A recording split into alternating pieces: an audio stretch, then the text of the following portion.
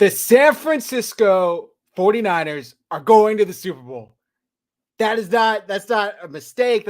They are going to the Super Bowl. This is an emergency podcast. We weren't even planning on doing a show tonight, especially with the way that first half went. The 49ers go into half down 27-7, and they come back, tying the largest comeback in franchise history.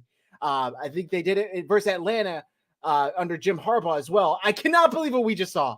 I honestly cannot believe what we just saw. So Matt's busy. I think Mike's got his own show going on. I had to hop on here and recap this with you guys because I cannot believe what we saw. I'm very superstitious. I wear my rings. I have my jerseys. I had to switch spots. I had to switch jerseys, and it worked. So whatever we did, if anybody sat at a different spot in the first half than they did in the second half, it worked. So stay where you are in the second half. I'm almost at a loss for words because I cannot believe what we just saw. The 49ers second half performance was as good as I can remember after having as poor of a performance as I can remember in the first half. So the fact that they were able to turn it around, because I kept thinking, even if they get stops, even if they score points, they still need to get stops. And they haven't proved that they could do that so far. I think they had forced one punt in the first half versus the Lions. Well, the second half, they did the exact opposite. They were able to get stops. They were able to get the ball back. They forced a turnover, I believe, on the first Lions possession. Some of you guys were responding to me on X saying, how about a touchdown, pick six, touchdown, bam, we're back in the lead. And we were kind of thinking, yeah, maybe so. It happened. I mean, it wasn't a pick six. It was a forced fumble, but the 49ers recovered and turned it into points. I just cannot believe what we saw tonight, and I'm really dying to hear your guys' reactions. Terra Dome saying, Brockafella, yeah, y'all, I love it. That's right, man. Brock Purdy was not shaken. He was not shooketh. He threw his one interception, looked like his arm was hit, maybe a bad decision, 3rd and 10 on your own side of the 50, but that did not shake him. He was still able to come back and lead this team. He finished 20 for 31, 267, 1 touchdown, 1 interception, and a very underrated part of his game is his mobility. And he had five rushes for 48 yards. I got my guy Perry here. I'm going to bring him in. Perry, Niners are going to the Super Bowl. Can you hear me? I can hear you. Bro, they're going to the Super Bowl. I cannot believe it. Yeah, I was telling one of my best friends, I was like, the Niners have just been a terrible first half team all season long. And even down 17, I was like, you know what? It feels hopeless, but I want to see some adjustments because I firmly believe they were going to happen. And they fucking happened, man. They fucking happened. They're going to the Super Bowl again. Let's go. I can't believe it, dude. Thank you, Mr. Dirks. This is my old history teacher from freshman year of college. Freshman year of high school. Hope you're doing well, Mr. Dirks. I cannot believe what we just saw. I was telling the show right now, the time for the largest comeback in franchise history. Largest comeback. And Perry, me and you, everybody else was silent in the 49ers chat. Me and you were going, dude. I would not shut the fuck up in the group chat. And you know that. I'm saying I believe. I'm still believing. And hey, for the people watching, I will tell you right now, Zach called in the group chat before the game even ended. He called the victory. I think I don't remember if it was at halftime or before it, but he called the greatest comeback in Niners history. He fucking called it. Zach Stradamus. I called it. I was okay. After we gave up that drive that had 3rd and 12 and a 3rd and 18, I was like, okay, that's game. Like, that's it. This is a stat performance. And I even turned to Ash and I'm like, that's game. And she was like, don't say that. You don't know that for sure. I'm like, absolutely not. There's no way to go back. And they did. They proved me wrong. But for some reason, even after saying that, I was like, I don't know, man. I feel like there's something in this team. They're not going to go out like this. Last year was an embarrassment because of the injury. This year, they were just getting punked. It's crazy because if you go back to last year, too, it was like the Niners were what? Didn't they tie the game at one point, even after Purdy got hurt when McCaffrey scored that huge touchdown? That, I thought about that last season or this game, and I was like, man, this team just doesn't go down easy. Like, I told my girlfriend, I was like, I've never seen a Niners team roll over like this. Like, even in Baltimore, when that game felt hopeless, and it kind of was, it was like, these guys are still playing hard every snap after snap. And this was the same game, too, where it's like, all right, they got a few great stops. They got a bit lucky. They got a good few drops here and there. But it felt like it's the first time I feel like in a while that I felt like the team actually carried momentum through the entire game.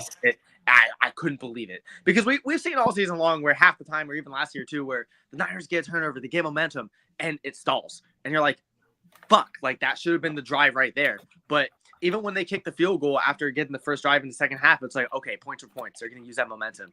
And then when the Lions get the ball, they go for a fourth down. Josh Reynolds drops that fucking ball. We're like, holy shit. Like, all right. I looked at my girlfriend and I was like, it's just 14. It looks like a lot. It's not a lot. And I kept telling myself, the Niners just, it's weird because everyone wants to say this Niners offense is not built for a comeback. This is one of the fastest scoring and explosive offenses in the entire league. So how can you tell me and tell us that they cannot come from behind when they literally have guys who can fucking house the ball 80 yards? I could not believe that. And sure enough, they just drive. And we fucking win. We fucking get a W, baby. Let's go. Dude, it was... Can we just take a second and acknowledge the fact that the stat we've heard as 49ers fans for the past 4 years, Kyle Shanahan, 0-38 when trailing. Kyle Shanahan, 0 whatever. And once you get to the playoffs, after not having a single comeback win all regular season, he has two comeback wins. Not only, okay, they were down 7 points last week. I saw Keyshawn Johnson, dumbass, try to say, it's really a comeback. It's well, how about this one, Keyshawn? The 49ers were down 17 points at half. 17. And what do they do? They answered 27 unanswered points. Unbelievable. The Lions didn't score again until like under 2 minutes in the fourth quarter to cut it from 10-7. Yeah. Which you very notably pointed out. That sucks for the people that had the Niners covering. Dude, 7.5. I was like, hey, that's kind of nice. Scores a touchdown. I'm like, well, shit. So just some of the stats. The 49ers held Goff 25-41, 273, 1 touchdown. He was sacked twice. Montgomery had 15 carries for 93 yards and a touchdown. Gibbs, 12 carries for 45 yards and a touchdown. Jameson Williams, the 1 carry in the first drive, 42 yards and a touchdown. As far as receiving, Sam Laporta, 9 receptions for 97 yards. St. Brown, 7 receptions for 87 yards. And then the rest of them are all under 20. And on the flip side, the 49ers, Purdy, 20 for 31, 267, 1 pick, 1 touchdown. McCaffrey, 20 carries for 90 yards and 2 touchdowns. And I said before you joined, Perry, how about Purdy's scrambling ability? Dude, I was thinking that the entire time as you've been talking. I'm like, I'm waiting for the scramble. Yes. I'm waiting for you to bring up the scrambling. He averaged 9.6 yards per carry. And he had, 3 or 4 carries too? 5 carries for 48. It's we've been begging for this from a Niners quarterback for years because it felt like even like the last time we had a really mobile quarterback like Kaepernick, it was like, okay, like this guy can break off anything, but he wasn't elusive. It's like I wasn't expecting him to rip off like 3 broken tackles. Yeah. Purdy, it's like he got contacted, and I think there was one play where the slot came off the corner, and it was the play to Juszczyk. It was that play to Juszczyk. Yes. I did it, and I was like, he didn't go down, and then he scrambles outside and just perfect placement for Juszczyk, and who also made a beautiful catch too. And it's just like, catch. Where did this come from? And you watch those kind of plays happen, and it's like, all right, yeah, this Niners team is not going down. Yeah. They are not going down without a fight. But just to circle back to the scrambling thing, it's remarkable to me that we actually have a quarterback who will be willing to stay up on his feet to make something happen. Because you saw Jimmy G, the moment he was contacted, it was like if he's not spin and cycling, it was instantly going down. And it's the fact that we have a quarterback who we don't even need to scramble unless he has to, but just to be able to extend plays and keep him alive is just surreal. And it's opened Shanahan's offense entirely. And you see that, and it's almost like, because I think you guys have talked in the chat, we've seen all season long, Brock Purdy's been the best when pressured under blitz. And you see something like that where even when he's pressured, he's just so calm, and he breaks the pocket and scrambles, and he's still so calm, and he just runs, and it's remarkable. I still can't believe we have a quarterback that can do that, honestly. I still can't believe we have a quarterback that can do that. Let's be honest. The 0-38 stat, in my opinion, fell more on Jimmy Garoppolo than Kyle Shanahan. Because I would like to say he was the starting quarterback for a majority of those starts. And then, of course, you have the Nick Mullins, CJ Beathard, yada, yada, yada, whatever. Right. But it was because of his inability to really drop back and lead a team from behind. With Purdy, last week felt tough, but I felt like I was more concerned with the rain. This week, it really did feel like once he got going, it was like, okay, we can move the ball down, get some points. We can move the ball down, get some points. It's I mean, as second-year player, first year as a full starter, the amount of clutchness, the size of his balls, Anthony, like it's unparalleled. I haven't seen this in my life. I have not seen it. Even run and walk. Right. It's insane. So shout out to that. And also, a lot of people were calling for Steve Wilkes' head, including myself. Including me. Second half only allowed 7 points, and it wasn't until the last 2 minutes of the fourth quarter. Adjustments, that's what I brought up in the video here earlier. It's that this team is really good at making adjustments in the second half. It's just frustrating that we don't see them sooner. But the fact that at least Wilkes is attentive enough to make adjustments and tighten shit up, I will give him props and respect for that. Because, I mean, I will still get pissed at him game in and game out. Yeah. But I will admit, it just happened in the Packers game, too. When they need to clutch up when it matters most, they do. And it's like flipping a switch. It's amazing just how much these guys can tighten it up.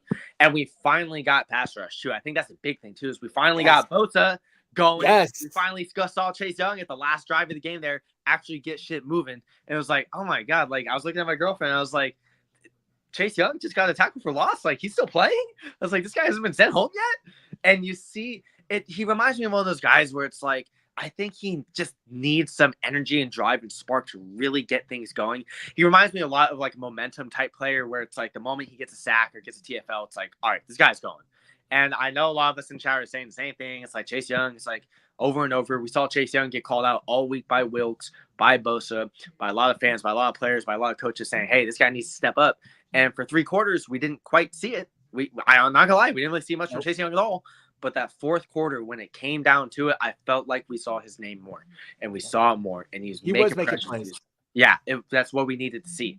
And again, we don't need Chase Young to be Justin Smith or Aldon Smith alongside Nick Bosa. We just need him to help finish home, and we still haven't quite seen that.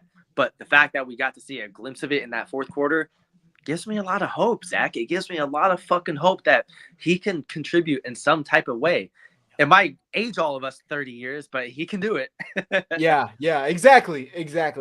Let's talk about Dan Campbell's decision to go for it on fourth down twice. Look, they call him Dan Gamble for a reason. This man is known to go for it on fourth down. Perry, did those decisions win the 49ers the game? I think by and large. And look, like, what isn't football, just like basketball, just like baseball, without a little bit of luck? The fact that Josh Reynolds had that huge drop on fourth down was like, holy Christ. But that's the kind of thing you run the risk of. At the end of the day, did Josh Reynolds not execute? Yeah. But the Lions also could have just taken the 3 points. The outcome would have been different entirely, but they decided not to. I respect them for going for it because I understand why. But at the same time, this is why Kyle Shanahan, I respect it too, isn't aggressive all the time because shit like that happens. It's okay to be conservative because if we saw Kyle Shanahan be more aggressive earlier on in the game, who knows how this would have turned out. And we saw it from Dan Campbell, and look how it turned out for them. So, yeah, like Dave said, like, hell yeah, at the end of the day, man. I mean, the Niners capitalized off Dan Campbell being aggressive. It backfired. The Niners stayed relentless, and they just finished the fucking job. They actually finished. That's 2 games in a row come from behind. 2 games in a row, they've been able to finish and hit home. We haven't seen it in Shanahan's entire tenure. It's been frustrating, but we finally got it, and they were actually able to capitalize off turnovers like that, and that was huge. It really did feel like certain players on this team were willing this team to a victory. Like Ayuk, that 52-yard catch or whatever the hell it was to Ayuk. I don't know how that wasn't a penalty. Regardless, that play, I mean, he finished the day 3 receptions for 68 yards and a touchdown. You know why that play was more important, too, is because you say you don't know how it was a penalty. Well, the ref right after that said there's no penalty on the play. Yes. He threw the flag and then picked it up. He picked it up. So Ayuk needed to make that catch. And the fact that he finished it, and I don't know if you saw on the TV, but Ayuk was like, yeah, a butterfly or a ladybug landed on my shoe. And I just knew. Yep. I didn't know if you heard him say that, but I mean, it's like, okay, like the ladybug, like luck of charm, fate, destiny type shit. It came to be. Just a huge game from the playmakers all around. McCaffrey, Ayuk, Debo, welcome back. And that's the thing, Zach, I want to ask you too is how much do you think the shoulder impacted Debo? And I say that because it felt like every other play he ran the ball or caught the ball, he came up kind of like, ooh, fuck, like that shit is sore. But he kept going in and going in. So do you feel like that shoulder definitely played a role in how he played this game, or do you think we still saw the same old Debo? I want to say it didn't impact him too much. Maybe it would have impacted him in what we didn't see. Like, he didn't fight for that extra yard. He didn't go shoulder first down and when there's 3 defenders there and try to pick up, like maybe in that case. But as far as what we saw, I didn't see too much of a difference. It looked like he was still fighting hard. I mean, even in the second to last touchdown, I think we scored, he's going along the sideline, trying to get into the goal line, and he's still taking a hit. Like in my opinion, he was fighting like normal, but maybe there wasn't too much of a difference. I mean, he finished the game 8 receptions for 89 yards, and then he had 3 carries for 7 yards. So 89 yards? It does not feel like that. 89 yards. Oh my God. I didn't realize he almost had 100. Listen to these averages. Debo averaged 11 yards a catch. Ayuk averaged 22 yards a catch. McCaffrey, 10 yards a catch. Juszczyk, 16 yards a catch. Oh. Kittle, 13 a catch. And Jawan, 8 yards a catch. How about Jawan? That one-handed catch on 3rd down, dude. Yeah. Insane. Wow. It was insane. And then he left and got evaluated for a head injury, was able to come back. And then there was later a 3rd down play where he missed it, and he kind of came up shaken up too. Hopefully he's okay. Yeah. But I want to ask you, Perry, about Jake Moody. Misses the opening kick. Looks like he's in his own head. This is the Super Bowl. How are you feeling? You can attest to this for me. I have truly been Moody's biggest supporter all season long. I'm like, I like this pick. So the one thing I do is I listen to the other teams' podcasts all week. It pumps me up. It gets me going. I want to see what people are saying. And a lot of the Detroit Lions podcasters I was listening to had a lot of respect for Moody. They called him Big Game Moody in Michigan for a reason, because he was hitting huge kicks. And you see him miss another kick. I think he missed 3 out of his last 4 prior to the last one he made. And it was like, fuck, like it's the same thing every single time. And same thing. I looked at my girlfriend and her family, and I was like, you know what? Like, I wouldn't be surprised if everything starts to feel like 4 down territory.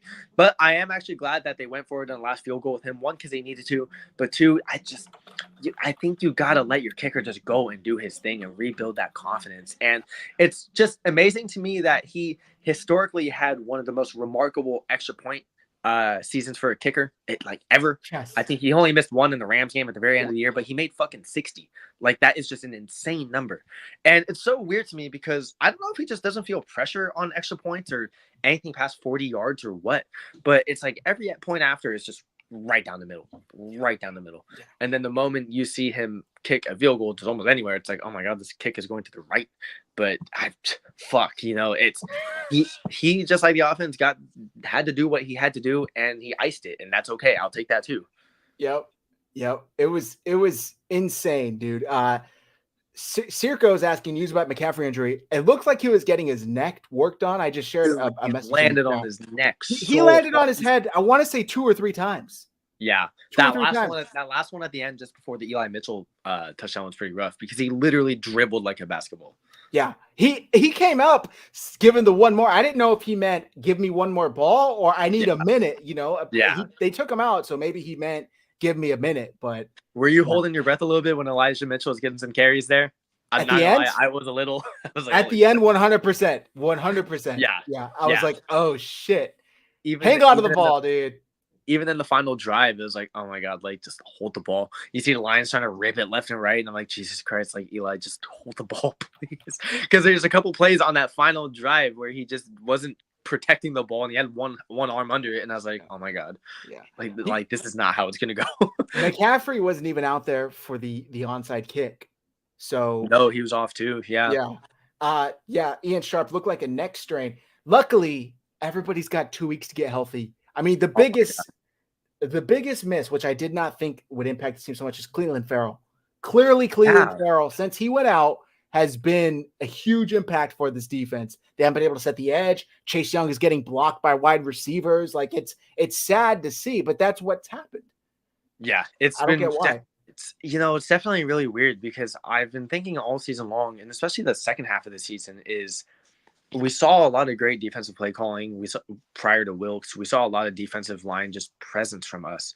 And every year after year, it's been Chris Kocurek has been working the magic with the defensive line. And it makes me really wonder. I doubt Kocurek is changing anything. So it's like, what is Wilkes coaching within this defensive line? It's the run defense has been terrible. And it's not that the Niners have been playing with the lead, so they haven't had to face a run much, which is true. but it seems like they are one of the worst run defenses in the league as a whole, as an absolute whole.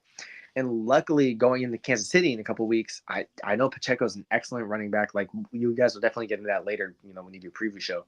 But just to kind of touch on it a little, it's, Pacheco's run style matches pretty much what the Niners defense wants to do, and that's play physical, and it's going to be an insane matchup. And I honestly don't think the Niners have too much of an issue with Pacheco. It's just fucking Mahomes, man. Yes. You know how it is. It's just the And moment Reed. I saw and the moment I saw that we knew the Niners were going to win this game, it's like, all right, it's going to be fucking Mahomes all over again. Round 2. Yeah, round 2. And the 49ers right their wrongs with a new quarterback this time against Patrick Mahomes in the Super Bowl. Boy, it's pretty uncanny that Purdy is having a similar season to Mahomes did his first full-time starter, because that playoff run that Mahomes had for the Super Bowl against us years ago, they had those huge come from behind wins against the Texans, and I think it was the Bills as well. The Titans, wasn't it the Titans? It was the Titans, yeah. Yeah, I remember being at the championship game, seeing that they were down multiple scores, and I'm like, sweet, we got the Titans, baby. Yeah. And then they come back. If I remember correctly, they come back and the rest is history. And that's what's blowing my mind is that Purdy, I mean, the quarterback of all people is the one you don't want to see down and out, especially coming from behind. But it's just that the offense and Shanahan and Purdy just flipped the switch entirely. But yeah, look what Ian Sharp is saying. If we're going back to defense, is that the Niners really locked down the red zone in the second half, especially. And yeah, we saw the one field goal, or not field goal. We saw the touchdown that was scored at the end there. But I mean, that was with less than 2 minutes left, man. Otherwise, they shut it down entirely, and I could not believe that. And it took 4 downs. That was 4th down. Yeah, that was 4th down. Let's talk about something that was concerning, and I think it was on the second or third last drive, where Purdy gets sacked, and Justin Houston comes in as he's clearly already down. And just smacks. I mean, that's as clear as headhunting as I've ever seen. Purdy doesn't get the call. Luckily, the 49ers get a field goal, go up. I think that was when they took the first lead. But what the hell? What's going on, Perry? Are they just not calling that because it's Purdy? Did they not think it was a penalty? Like, what's if you could give any logic behind not calling that a penalty, what do you think it is? There was a few plays in the Ravens game I was watching, and this is just as an example, where Lamar and Mahomes both went down, and you saw a second defender come in and hit him, and it was like bang, bang. Like, it just happened just like that. And that's the only thing I can say for sure, like, just watching that type of game, it's like, that happened so fast. And I want to be a nice person and also say that there's a human element to this, and referees do miss shit naturally. Now, of course, we know that referees are terrible. I'm pretty sure this game was kind of fucking bad as well. But I just, in the day and age where I feel like quarterbacks are protected now more than ever, I don't understand how you miss a clear and obvious helmet to helmet. And that was so obvious enough to see where the defender is literally charging. He led with the crown of his helmet right into Purdy's face mask and drove him into the ground after the play is pretty much over. And I don't understand how you miss that entirely. And when that happened, I thought, oh my God, this is 2019 Super Bowl all over again when Jimmy Garoppolo got hit in the helmet. And it was the same thing. I was like, holy fuck, like Brock better not be concussed. But he got right up. So, it's kind of interesting that I feel like the Niners of all teams don't really try to draw penalties or try to really scream out to referees like, hey, what the fuck are we looking at? So it could be that too. But again, we've seen Shanahan point out things like flags that are going to happen on the Kittle thing against the Packers years ago. So I'm trying to find a way to understand it more, but at the end of the day, I just don't think there's an excuse to miss that at all. Yeah. Agree. And a call of that size would have given the 49ers 1st and goal, either 15 yards. I forget where they were. They had just gotten sacked on 3rd down. So it'd either be 15 yards and a 1st down, or half the distance to the goal in a 1st down. Instead, it's 4th and goal or 4th down, and they have to kick a field goal. I mean, that could have iced the game right there. Luckily, it didn't come back to hurt them. They still won this game by 7. Yeah, Ian Sharp saying Andy landed on top of him. So it was just shitty officiating. But other than that, I want to say I didn't see too many calls either way that really impacted this game. I've already seen Lions fans saying, yeah, the Niners won, but they needed the refs' help. I didn't really see too many calls either way. Did you? The fact that there weren't that many flags thrown to begin with, I was like, oh, okay, this is actually being kind of clean game called. And I will say that while the Niners don't try to show hey, I'm getting fucking held here, more often than not, we've seen some players throw up their arms like, hey, I'm getting fucking held. And I didn't really feel like I saw that from both teams. I felt like it was actually like a pretty okay officiated game for the most part. And that's the thing with the Brock Purdy helmet to helmet hit. It's like, I like that they let him play, but when things like that are that egregious, that's just something you can't miss, man. It's something you cannot miss at all. And now we have to go into the Super Bowl with the exact same crew and head referee that we had in 2019. Oh, Bill Vinovich. Bill Vinovich. Don't even want to go there. Yeah. But it was nice that the Niners played clean football. I actually think that it was really nice to see Ambry Thomas come up. And there was a couple plays when Ambry did get burned, but I mean, it's about as typical as you can expect. I think it was that final drive where Jameson, the fucking Alabama dude, had a really nice catch. I thought Ambry was going to pick. I was like, holy shit, like he almost had that. And then Jameson just came down with it.